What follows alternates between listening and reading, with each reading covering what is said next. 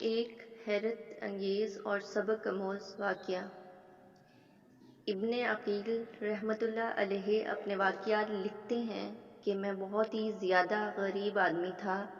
ایک مرتبہ میں نے طواف کرتے ہوئے ایک ہار دیکھا جو بڑا قیمتی تھا۔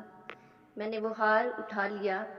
میرا نفس چاہتا تھا کہ میں اسے چھپا لوں، لیکن میرا دل کہتا تھا ہرگز نہیں، یہ چوری ہے، بلکہ دیانتداری کا تقاضا یہ ہے کہ جس کا یہ ہار ہے اسے میں واپس کر دوں۔ چنانچہ میں نے مطاف میں کھڑے ہو کر اعلان کر دیا کہ اگر کسی کا ہار گم ہوا ہو تو آ کر مجھ سے لے لے۔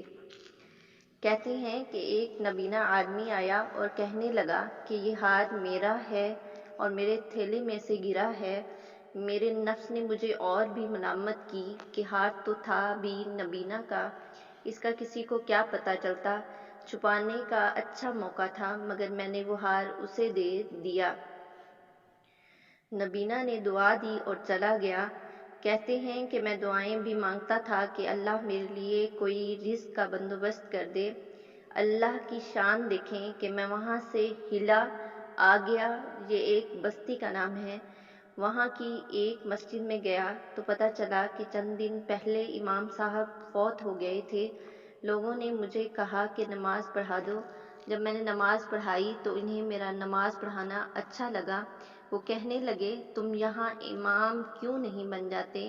میں نے کہا بہت اچھا۔ میں نے وہاں امامت کے فرائض سر انجام دینے شروع کر دیے۔ تھوڑے دنوں کے بعد پتہ چلا کہ جو امام صاحب پہلے فوت ہوئے تھے ان کی ایک جوان سال بیٹی ہے۔ وہ وصیت کر گئے تھے کہ کسی نیک بندے سے اس کا نکاح کر دینا۔ مقتدی لوگوں نے مجھ سے کہا جی اگر آپ چاہیں تو ہم اس یتیم بچی کا آپ سے نکاح کر دیتے ہیں۔ میں نے کہا جی بہت اچھا۔ چنانچہ انہوں نے اس کے ساتھ میرا نکاح کر دیا۔ شادی کے کچھ عرصے کے بعد میں نے اپنی بیوی کو دیکھا کہ اس کے گلے میں وہی ہار تھا جو میں نے طواف کے دوران ایک نابینا آدمی کو لوٹایا تھا۔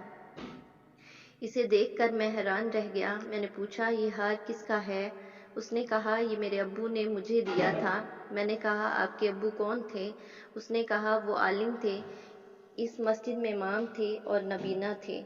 تب مجھے پتہ چلا کہ اس کے ابو وہی تھے جن کو میں نے وہ ہار واپس کیا تھا۔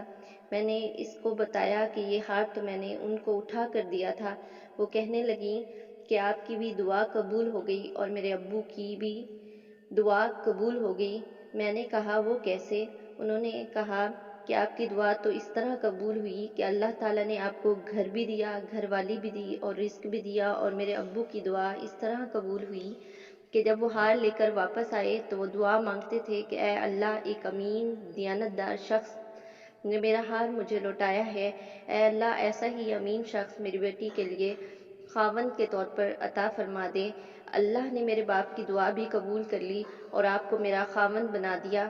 تو مخلص بندے کا کام اللہ تعالیٰ کبھی رکنے نہیں دیتے، اٹکنے نہیں دیتے، بلکہ اس کی کشتی ہمیشہ کنارے لگا دیا کرتے ہیں۔